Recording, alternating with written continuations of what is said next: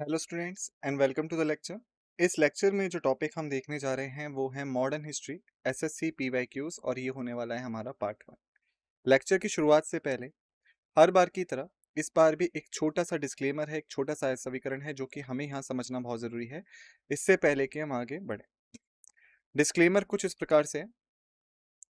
The images, text and other materials used in our presentations are for educational purposes only.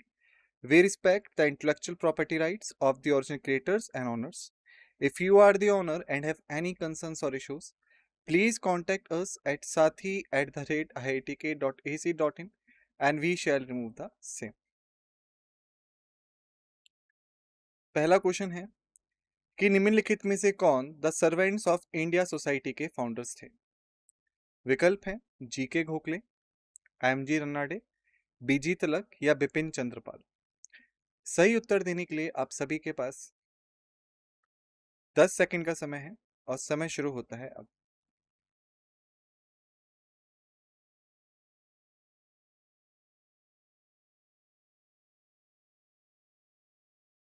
समय समाप्त। सही उत्तर है यहाँ पे ए जी के घोकले। स्पष्टीकरण, सर्वेंट्स ऑफ इंडियन सोसाइटी को पुणे में स्टैब्लिश किया गया था, महाराष्ट्र में, 12 जून 1905 को गोपाल कृष्ण गोखले, जिन्हें जी के गोखले के नाम से भी जाना जाता है, उनके द्वारा, जिन्होंने डेक्कन एजुकेशन सोसाइटी को छोड़ दिया था ताकि वो सर्वेंट्स ऑफ इंडियन सोसाइटी बना पाए। तो सर्वेंट्स ऑफ इंडियन सोसाइटी जो था मुख्य तौर पे ये एक सिविक ऑर्गेनाइजेशन थी जो कि इंडियंस को हेल्प करती थी कई सारी चीज़ों में, भले ही वो रेसिडेंटशिप हो, भले ही वो हेल्थ फैसिलिटीज प्रोवाइड करना हो या फिर किसी को कोई लीगल सपोर्ट करनी है, उन चीज़ों। अगला प्रश्न है, महात्मा गांधी प्रोफाउंडली इन्फ्लुएंस थे किसकी राइटिंग्स के द्वारा। विकल्प हैं Bernard Shaw, Karl Marx, Lenin या लियो टॉल्स्टॉय। सही उत्तर देने के लिए आप सभी के पास 10 सेकंड का समय है, फिर मैं आप सभी को सही उत्तर बता दूंगा। समय शुरू होता है अब।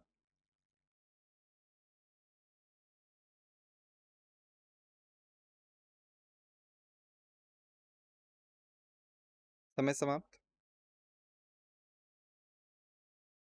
सही उत्तर है यहाँ पे डी, लियो टॉल्स्टॉय। स्पष्टीकरण, महात्मा गांधी जो थे वो इन्फ्लुएंस थे लियो टॉल्स्टॉय के राइटिंग से, और जो उनके नोटेबल वर्क्स थे टॉल्स्टॉय के, वॉर के बारे में, पीस के बारे में और किंगडम ऑफ गॉड के बारे में, उन चीज़ों से गांधी जी ने इन्हें डिफरेंट बुक्स में पढ़ा जो कि लियो टॉल्स्टॉय द्वारा लिखी गई थी ताकि वो इसके बारे में नॉलेज और इंस्पिरेशन गेन कर सकें। अगला प्रश्न है, निम्नलिखित में से कौन से गवर्नर जनरल एसोसिएटेड थे डॉक्ट्राइन ऑफ लैप्स से। विकल्प है Lord Ripon, Lord Dalhousie, Lord Bentinck, Lord Curzon. सही उत्तर देने के लिए आप सभी के पास 10 सेकंड का समय है, फिर मैं आप सभी को सही उत्तर बता दूंगा। समय शुरू होता है अब।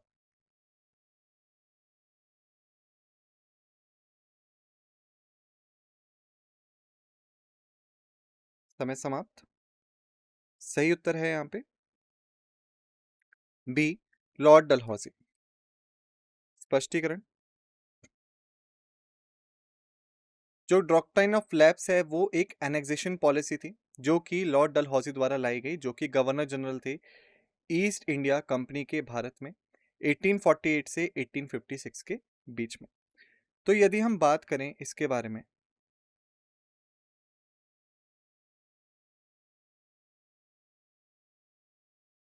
डॉक्ट्राइन ऑफ लैप्स के बारे में, तो असल में एनेक्सेशन पॉलिसी का मतलब क्या था कि अगर किसी भी राजा के पास अपना कोई भी नेचुरल हायर नहीं है, यानी जो उस राजा के बाद उस सत्ता को संभालेगा, अगर वो राजा का खुद का बेटा नहीं है, अडॉप्टेड है, या फिर राजा अपनी संपत्ति किसी और को देता है, तो वो पॉसिबल नहीं होगा।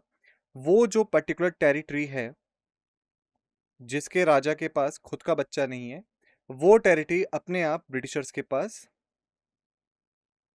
चली जाएगी, और इसके तहत ब्रिटिशर्स ने कई सारे राज्यों को कब्जा भी लिया, जैसे कि सतारा,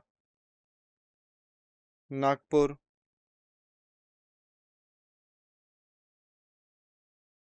संभलपुर, जैतापुर, झांसी, अवध, इस तरह के कई राज्यों को उन्होंने कब्जा भी लिया। और जो हमारा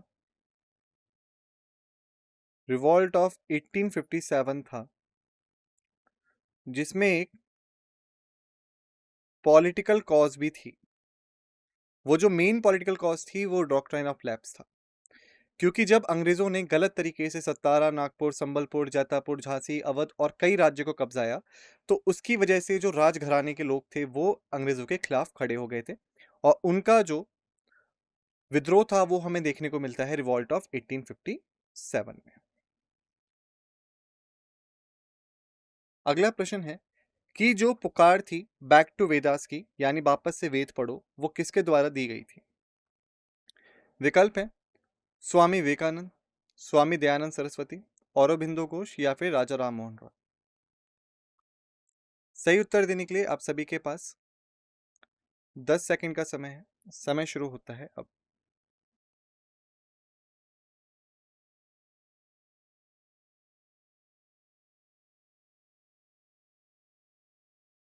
समय समाप्त। सही उत्तर है यहाँ पे बी, स्वामी दयानंद सरस्वती। स्पष्टीकरण: दयानंद सरस्वती ने अपनी वैदिक स्टडीज को पूरा किया स्वामी विरजानंद के अंतर्गत रहते हुए 1864 में। इसके बाद उन्होंने भारत के कई हिस्सों को ट्रैवल किया वहां पे 1874 एडी में, और जो वैदिक शिक्षा थी उसे बढ़ावा दिया और एक स्लोगन दिया बैक टू वेदास। देखिए, अगर हम बात करें वैदिक कल्चर के बारे में, तो वैदिक कल्चर में होते हैं हमारी चार चीजें: ऋग्वेद, यजुर्वेद, सामवेद और अथर्ववेद। सबसे पुराना जो वेद है वो ऋग्वेद है। ये ना ही सिर्फ पुराना वेद है बल्कि इंसानों द्वारा लिखी गई सबसे पुरानी कोई चीज भी है। अथर्ववेद जो है ये सबसे लेटेस्ट वेद है, इसको सबसे बाद में जोड़ा गया था। तो ये चार वेद हैं जो कि वैदिक कल्चर को फॉर्म करते हैं। दयानंद सरस्वती जो कि फाउंडर थे आर्य समाज के, उन्होंने इन्हीं वेदों की शिक्षा को बढ़ाने में एक महत्वपूर्ण भूमिका निभाई साल 1874 में। अगर हम बात करें इनके असली नाम की, तो इनका असली नाम था मुला शंकर तिवारी।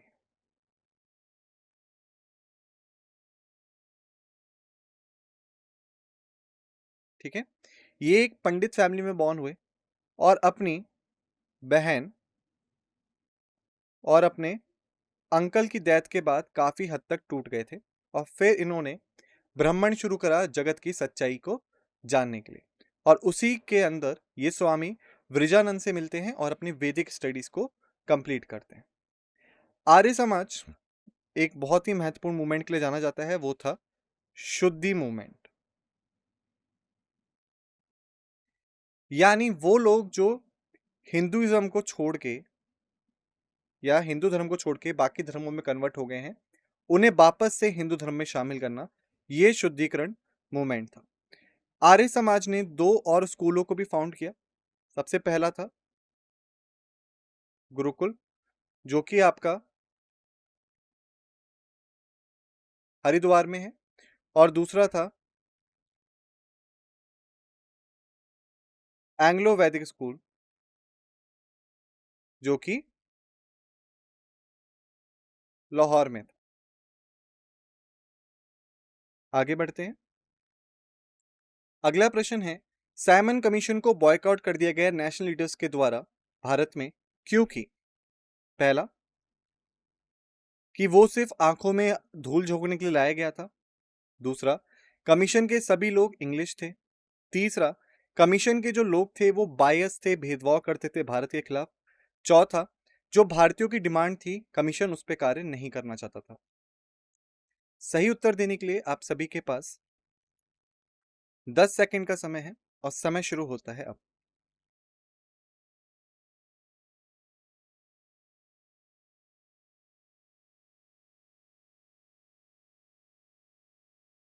समय समाप्त। सही उत्तर है यहाँ पे बी।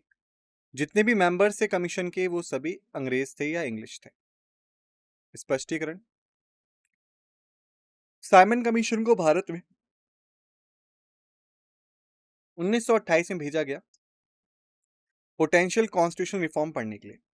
ये ग्रुप था 7 ब्रिटिश मेंबर्स का पार्लियामेंट के, और जो उसके चेयरमैन थे वो सर जॉन साइमन थे, जिस वजह से इसका नाम साइमन कमीशन पड़ा। साइमन कमीशन का भारत में भारी विद्रोह हुआ क्योंकि जो भारतीय थे उनको ही इसमें प्रेजेंटेशन नहीं दिया गया। तो यदि हम बात करें साइमन कमीशन के बारे में, तो जो साइमन कमीशन था इसको मुख्यतः इंडियंस के जो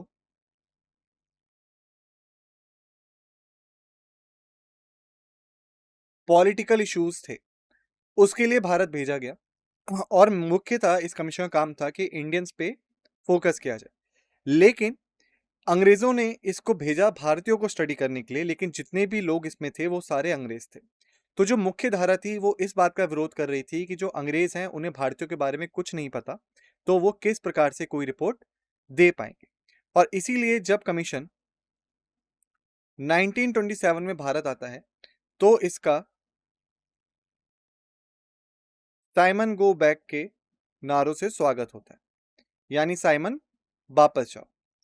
इसी बीच में एक और घटना होती है जो होती है हमारी लाहौर में, और वो घटना क्या थी? लाला लाजपत राय पंजाब के एक बहुत ही प्रोमिनेंट लीडर थे। पुलिस लाठीचार्ज में इनकी मृत्यु हो जाती है क्योंकि ये साइमन कमीशन का विद्रोह करने वाले विद्रोह में शामिल हुए थे। लाला लाजपत राय का जो निकनेम है वो शेर पंजाब है, याद रखिएगा। और साइमन कमीशन की जो रिपोर्ट्स थी वो 1930 में, ये कमीशन 1927 में आया, 1930 में रिपोर्ट्स ब्रिटिश गवर्नमेंट को सौंप दी गई, जिसके बाद लंदन में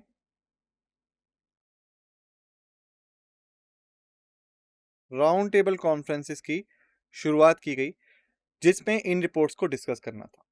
जो राउंड टेबल कॉन्फ्रेंस हुई उसमें फर्स्ट कॉन्फ्रेंस को कांग्रेस ने अटेंड नहीं करा,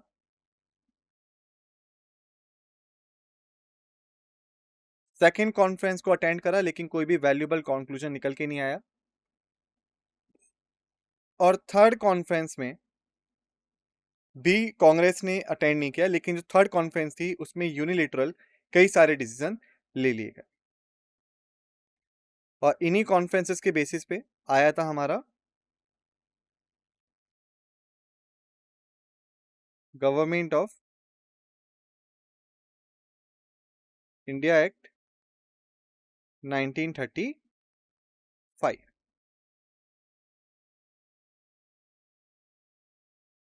अगला प्रश्न है, निम्नलिखित में से कौन से ब्रिटिश पर्सन ने एडमिट किया कि जो रिवॉल्ट ऑफ 1857 था वो एक नेशनल रिवॉल्ट? विकल्प हैं lord Dalhousie, lord Canning, lord Ellenborough और डिसराइली। सही उत्तर देने के लिए आप सभी के पास 10 सेकंड का समय है, और समय शुरू होता है अब।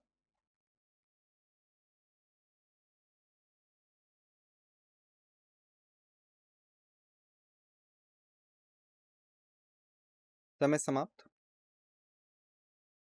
सही उत्तर है यहाँ पे डी, डिसराइली। स्पष्टीकरण। ब्रिटिश मेंबर ऑफ पार्लियामेंट यानी हाउस ऑफ कॉमन्स के बेंजामिन डिसराइली ने एडमिट किया कि जो रिवॉल्ट था 1857 का वो एक नेशनल रिवॉल्ट था। वीडी सावरकर ने डिस्क्राइब किया था इस रिवॉल्ट को इंडियाज के फर्स्ट स्ट्रगल फॉर इंडिपेंडेंस के तौर पे। तो देखिए यदि हम बात करें 1857 के रिवॉल्ट के बारे में,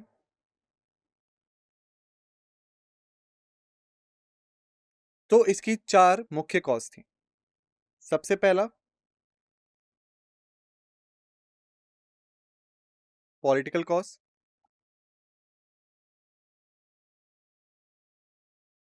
economical cause,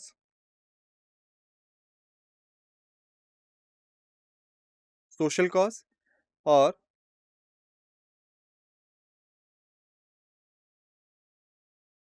military cause. Political cause में जो कारण था वो था डॉक्ट्राइन ऑफ लैप्स, जिसके बारे में हमने अभी थोड़ी देर पहले ही देखा। इकोनॉमिकल कॉज में जो हाई टैक्स एंड टैरिफ्स थे इंडियन गुड्स पे, जिसकी वजह से जो इंडियन लोकल मार्केट था वो पूरी तरह से तबाह हो गया, और जो इंडियन लोकल ट्रेडर्स थे या बुनकर थे उनकी हालत खराब हो गई। सोशल कॉज में अगर हम देखें तो जो सती प्रथा थी उस पे बैन लगा दिया गया, जिसकी वजह से जो हिंदूज थे वो ये मानते थे कि अंग्रेज जो है वो उनके धर्म से खिलवाड़ करते हैं। मिलिट्री कॉज में आपकी दो मेन कॉजेस थी। सबसे पहला, जो लो सैलरी वेजेस थे इंडियन सोल्जर्स को वो, और सबसे इमीडिएट जो कॉज मानी जाती है वो थी एनफील्ड राइफल्स। अब हम इसकी शुरुआत माने तो अक्सर हमसे कहा जाता है कि 31 मार्च 1857 को रिवॉल्ट शुरू हुआ, पर ऐसा नहीं है। 31 मार्च 1857 को बंगाल के बैरकपुर में जो सिपाही मंगल पांडे थे, और ये बिलोंग करते थे थर्ड नेटिव इन्फेंट्री को, इन्होंने अपने सीनियर ऑफिसर्स को शूट कर दिया, जिसकी वजह से इनको बाद में फांसी दे दी गई। उसके बाद 10 मई 1857 को मेरठ में सिपाहियों ने एनफील्ड राइफल्स का इस्तेमाल करने से मना कर दिया, क्योंकि ये माना जाता था कि जो एनफील्ड राइफल्स की कारतूस है, जो गोली है, उसमें सूअर और गाय की चमड़ी लगी हुई है, जो कि हिंदू और मुस्लिम दोनों के ही धर्म के खिलाफ था। तो इसी वजह से सिपाहियों ने विद्रोह करा 10 मई 1857 को मेरठ में इन गन्स को इस्तेमाल करने से, और उन सिपाहियों को सजा दे दी गई। जिसके बाद जो सिपाही थे वो भड़क जाते हैं और फाइनली रिवॉल्ट शुरू होता है 10 मई 1857 को मेरठ से। और 11 मई 1857 को दिल्ली में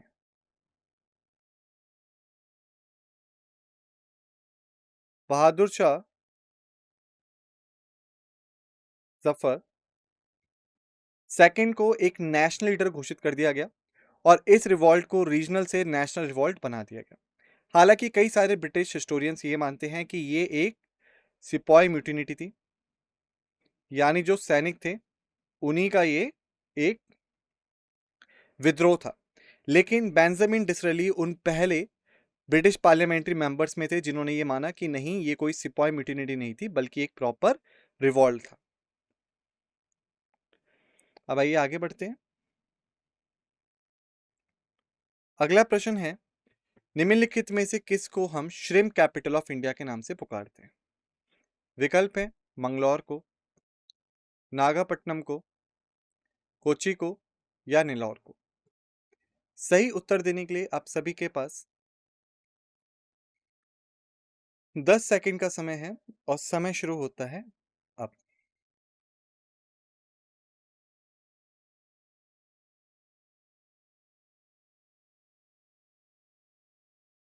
समय समाप्त।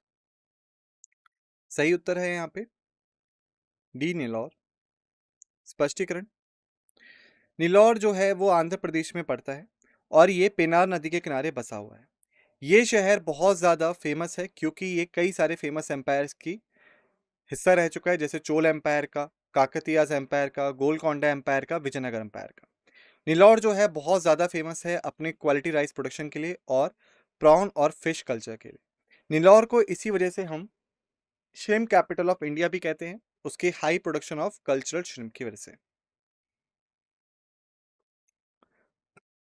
अगला प्रश्न है, the system of dyarchy was introduce in India in. Dyarchy को कब इंट्रोड्यूस किया गया भारत में? विकल्प है 1909 में, 1935 में, 1919 में, या 1945 में। सही उत्तर देने के लिए आप सभी के पास 10 सेकंड का समय है। फिर मैं आप सभी को सही उत्तर बता दूंगा। समय शुरू होता है अब।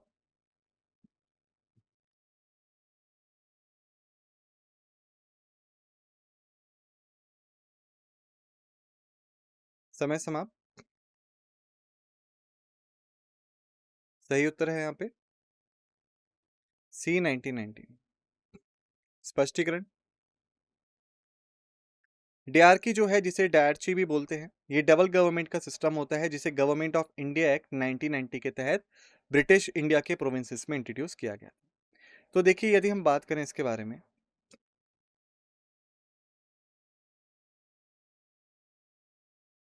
जो गवर्नमेंट ऑफ इंडिया एक्ट 1919 है असल में, जिसे हम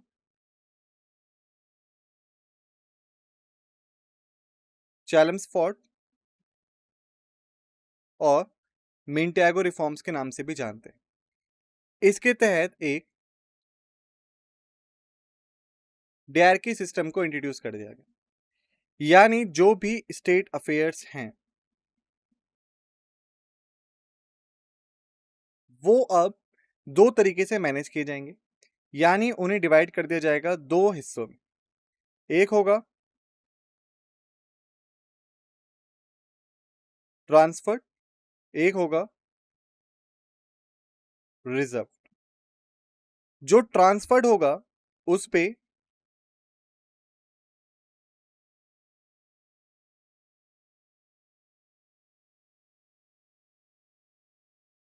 जो प्रोविंशियल लेजिस्लेचर है वो नियम बना सकता है, यानी जिसमें इंडियंस हैं वो नियम बना सकते हैं। लेकिन जो रिजर्व्ड होगा उसमें जो प्रोविंस के गवर्नर हैं वो कंसल्ट करेंगे वार्ड्स राय के साथ में और केवल वही नियम बना सकते हैं। यानी जो स्टेट अफेयर्स है वो दो गवर्नमेंट फॉर्म कर रही हैं, एक प्रोविंशियल लेजिस्लेचर की और दूसरा गवर्नर और वार्ड्स राय की। इस सिस्टम को बाद में गवर्नमेंट ऑफ इंडिया एक्ट 1935 में हटा दिया गया और इसको हटाने के बाद जो ऑटोनॉमी थी प्रोविंसेस की वो दी थी। यानी भले ही वो ट्रांसफर्ड मैटर हो या रिजर्व मैटर हो, अब वो स्टेट अफेयर्स काउंट किए जाएंगे और जो भी स्टेट की गवर्नमेंट होगी यानी प्रोविंशियल लेजिस्लेचर होगा वो पूर्ण तरीके से उन पर एक नियम कानून बना सकता है। अगला प्रश्न है कि जो एडिटर थे यंग इंडिया और हरिजन के वो कौन थे।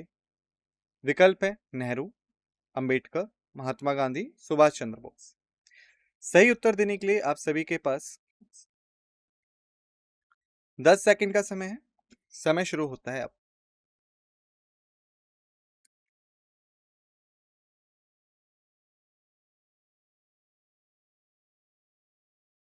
समय समाप्त। सही उत्तर है यहाँ पे सी महात्मा गांधी। स्पष्टीकरण। जो एडिटर है यंग इंडिया या हरिजन के वो महात्मा गांधी हैं। यंग इंडिया एक वीकली पेपर या जर्नल था जो इंग्लिश में पब्लिश हुआ 1919 से लेकर 1931 तक। 1933 में गांधी जी ने एक नया वीकली न्यूज़पेपर शुरू किया हरिजन, जो कि इंग्लिश में था, जिसका मतलब था द पीपल ऑफ गॉड। और ये गांधी जी का टर्म था जो वो अनटचेबल कास्ट के लिए यूज करते थे और ये 1948 तक चला, जब तक उनकी मृत्यु नहीं हुई। अगला प्रश्न है कि निम्नलिखित में से किसने तीनों की तीनों राउंड टेबल कॉन्फ्रेंसेस अटेंड की थी। विकल्प हैं B R Ambedkar, M M Malviya, Vallabh Bhai Patel या गांधी जी। सही उत्तर देने हेतु आप सभी के पास 10 सेकंड का समय है और समय शुरू होता है अब।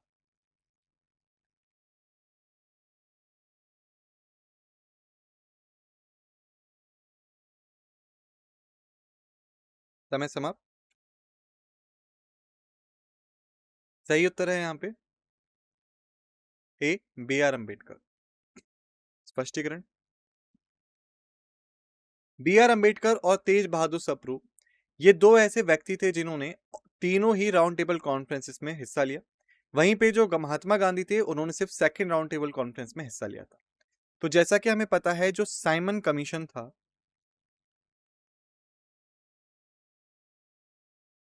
उसकी जो रिपोर्ट्स थी उनको डिस्कस करने के लिए तीन राउंड टेबल कॉन्फ्रेंसेस को आयोजित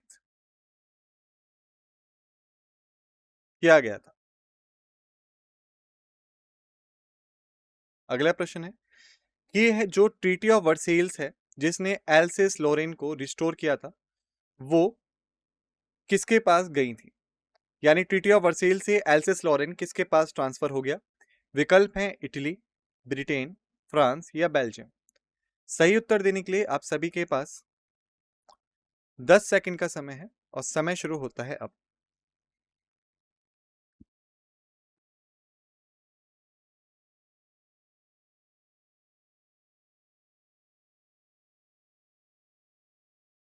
समय समाप्त।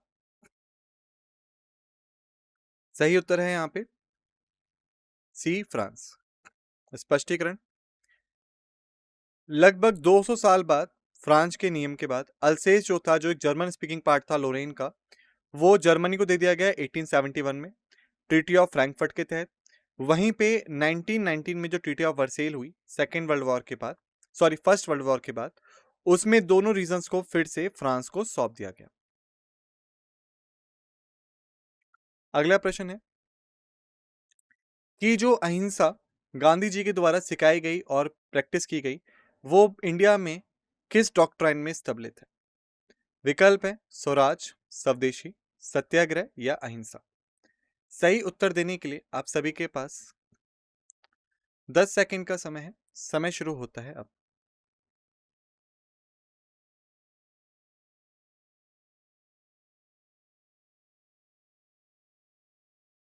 समय समाप्त।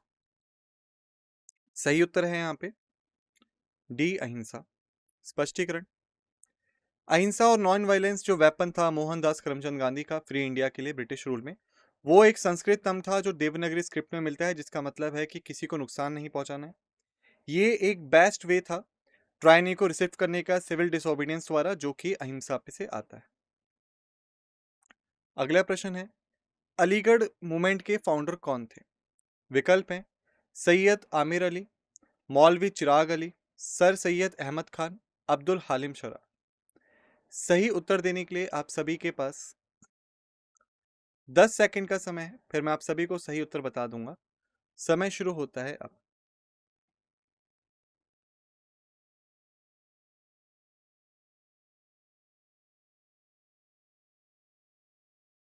समय समाप्त। सही उत्तर है यहाँ पे सी, सर सैयद अहमद खान। स्पष्टीकरण। अलीगढ़ मूवमेंट जो है वो एक मॉडर्न एजुकेशन सिस्टम को स्टैब्लिश करने के लिए था मुस्लिम पॉपुलेशन में ब्रिटिश इंडिया के दौरान, और इसे 19वीं सदी के आखिरी दशकों में लाया गया था। सर सैयद अहमद खान एक लीडिंग लाइट थे अलीगढ़ मूवमेंट की, और उनका जो सबसे बड़ा अचीवमेंट था इस मूवमेंट के बाद वो था मोहम्मदन एंग्लो ओरिएंटल कॉलेज का एस्टेब्लिशमेंट, जिसे आज हम अलीगढ़ मुस्लिम यूनिवर्सिटी के तौर पे भी जानते हैं, जो कि स्थित है अलीगढ़ में, और इसे स्थित किया गया था 1875 में। अगला प्रश्न है निम्नलिखित में से कौन भारत के सबसे पहले वॉर्सराय थे? विकल्प हैं Lord Ripon, Lord Curzon, Lord Mountbatten या लॉर्ड कैनिंग। सही उत्तर देने के लिए आप सभी के पास 10 सेकंड का समय है और समय शुरू होता है अब।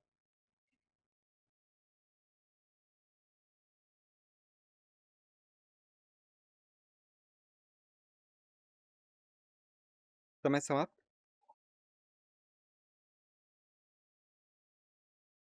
सही उत्तर है डी, लॉर्ड कैनिंग। स्पष्टीकरण। लॉर्ड कैनिंग भारत के पहले गवर्नर जनरल थे जिन्होंने 1856 से 1862 तक अपनी सेवाएं दी फर्स्ट वायसराय के तौर पे 1 नवंबर 1858 से। लॉर्ड माउंटबेटन सबसे आखिरी गवर्नर जनरल वायसराय थे और भारत के पहले गवर्नर जनरल थे जिन्होंने आजाद भारत पे अपनी सेवाएं दी। अगला प्रश्न है निम्नलिखित में से किसने सबसे पहली बार बेसिक एजुकेशन का आइडिया दिया था?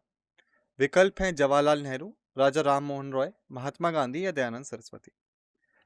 10 सेकंड है, समय शुरू होता है अब।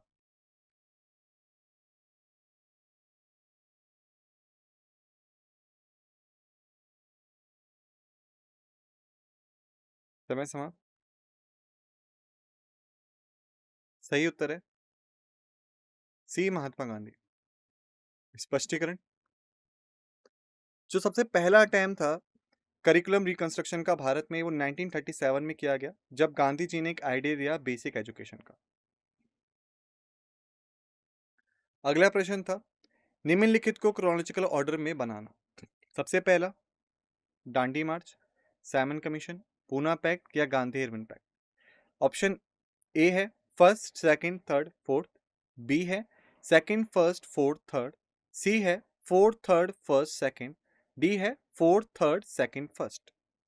सही उत्तर के लिए 10 सेकंड है, समय शुरू होता है अब।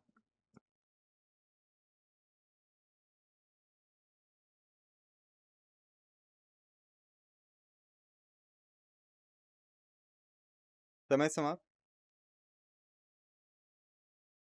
सही उत्तर है B, second first fourth third. Solution, Simon commission 1927 में आया, डांडी मार्च 1930 में आया, गांधी इरविन पैक्ट 1931 में आता है और पूना पैक्ट 1932 में आता है। अगला प्रश्न है, निम्नलिखित में से किसने महामना का टाइटल दिया था मदन मोहन मालवीय को? विकल्प हैं बाल गंगाधर तिलक, दादा भाई नौरोजी, गोपाल कृष्ण गोखले या फिर महात्मा गांधी। सही उत्तर देने के लिए आप सभी के पास 10 सेकंड का समय है और समय शुरू होता है अब।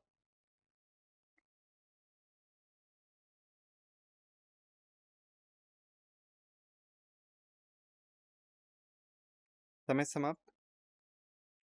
सही उत्तर है यहाँ पे डी, महात्मा गांधी।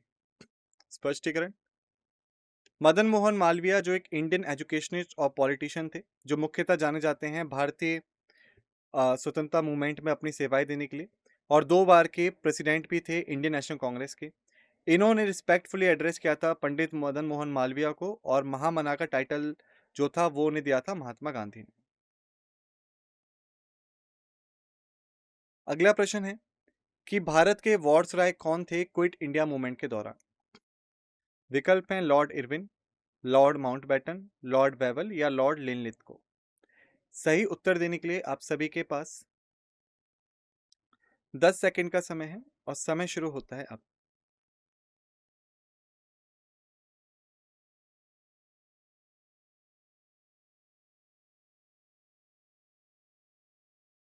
समय समाप्त।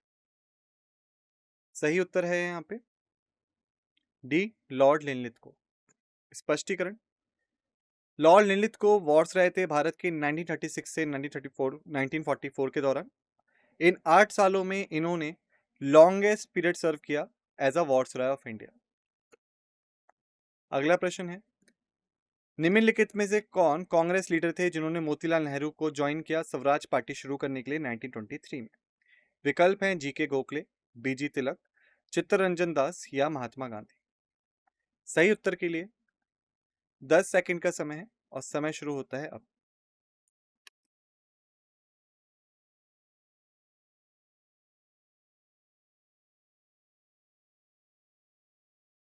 समय समाप्त। सही उत्तर है यहाँ पे सी, चित्तरंजन दास। स्पष्टीकरण, स्वराज पार्टी या कांग्रेस खिलाफत स्वराज पार्टी, जिसे चित्तरंजन दास, जिन्हें सी आर दास भी कहते हैं, और मोतीलाल नेहरू ने 1 जनवरी 1923 को शुरू किया था। सी आर दास उसके प्रेसिडेंट थे और सेक्रेटरी जो थे वो मोतीलाल नेहरू थे। प्रोमिनेंट लीडर्स जो थे वो थे एनसी खेलकर, हुसैन सैयद, सोहरावर्दी और सुभाष चंद्र बोस। अगला प्रश्न है, निम्नलिखित में से किस बैंक से मदन मोहन मालवीय ने लोन लिया फाइनेंस करने के लिए द हिंदुस्तान टाइम्स को? विकल्प हैं state bank of India, Punjab national bank, bank of Maharashtra या बैंक ऑफ बड़ौदा। सही उत्तर देने के लिए आप सभी के पास 10 सेकंड का समय है, समय शुरू होता है अब।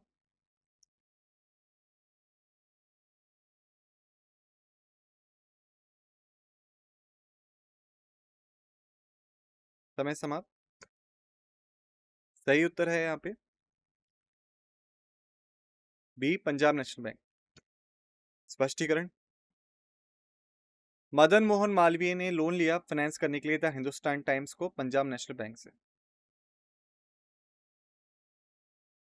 अगला प्रश्न है, रॉलेट एक्ट 1919 को इग्नेक्ट किया गया किसके पीरियड के दौरान? विकल्प है Lord Chelmsford, Lord William, Lord Minto, Lord Bentinck.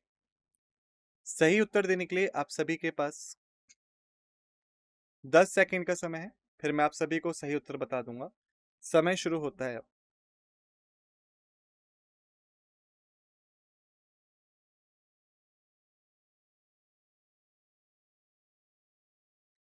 समय समाप्त। सही उत्तर है यहाँ पे ए, लॉर्ड चैम्सफोर्ड। स्पष्टीकरण। तो रॉलेट एक्ट था, उसे इंपीरियल लेजिस्लेटिव काउंसिल ने लंदन में 18 मार्च 1919 को पास किया और इसे इनडेफिनेट एक्सटेंड कर दिया इमरजेंसी मेजर्स को, जो कि फर्स्ट वर्ल्ड वॉर के दौरान लगाई गई थी, पब्लिक अनरेस्ट को कंट्रोल करने के लिए और कॉन्स्पिरेसीज को रोकने के लिए। लॉर्ड चैम्सफोर्ड ने 1916 से 1921 के तौर पे वायसरॉय ऑफ इंडिया के तौर पे अपनी सेवाएं दी थी। अगला प्रश्न है, पंचायती राज सिस्टम को सबसे पहली बार किस स्टेट में लागू करवाया गया था? विकल्प हैं आंध्र प्रदेश और राजस्थान, असम और बिहार, अरुणाचल प्रदेश और उत्तर प्रदेश, पंजाब और चंडीगढ़। सही उत्तर देने के लिए आप सभी के पास 10 सेकंड का समय है और समय शुरू होता है अब।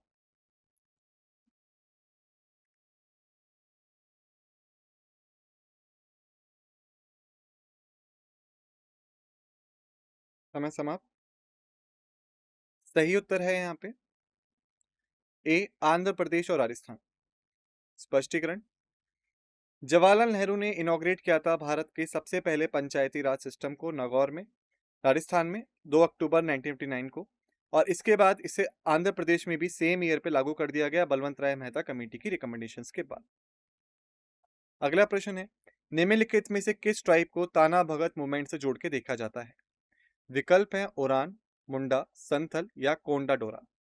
सही उत्तर देने हेतु आप सभी के पास 10 सेकंड का समय है और समय शुरू होता है अब।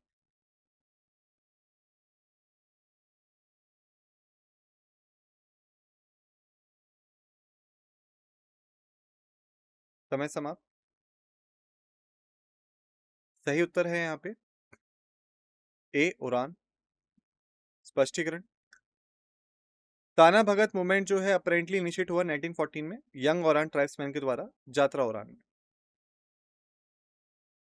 अगला प्रश्न है, नरेंद्र मंडल और चैम्बर ऑफ प्रिंसेस को इनॉग्रेट किया गया 1921 में, किसके द्वारा? Lord Curzon, Lord Wellesley, Duke of cannot, Duke of Wellington. सही उत्तर देने के लिए आप सभी के पास 10 सेकंड का समय है, फिर मैं आप सभी को सही उत्तर बता दूंगा। समय शुरू होता है अब।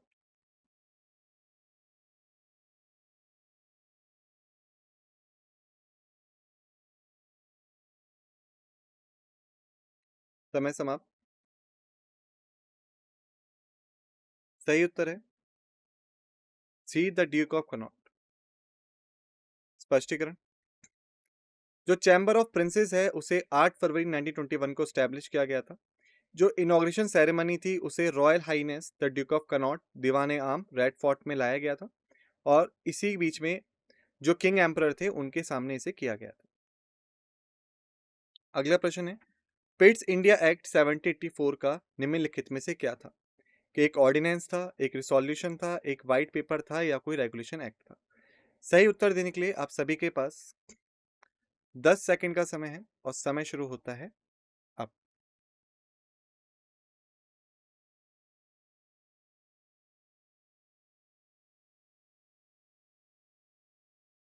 समय समाप्त। सही उत्तर है यहाँ पे डी, रेगुलेशन एक्ट। स्पष्टीकरण। पिट्स इंडिया एक्ट 1784 का जो रेगुलेटिंग एक्ट के नेचर में था, जो शॉर्ट कमिंग थी रेगुलेटिंग एक्ट ऑफ 1773 उन्हें खत्म करने के लिए चलाया गया और ईस्ट इंडिया कंपनी को डायरेक्टली ब्रिटिश गवर्नमेंट के कंट्रोल में रख दिया गया। इसी के साथ हमने कर लिया है इस लेक्चर को समाप्त। आप सभी का धन्यवाद।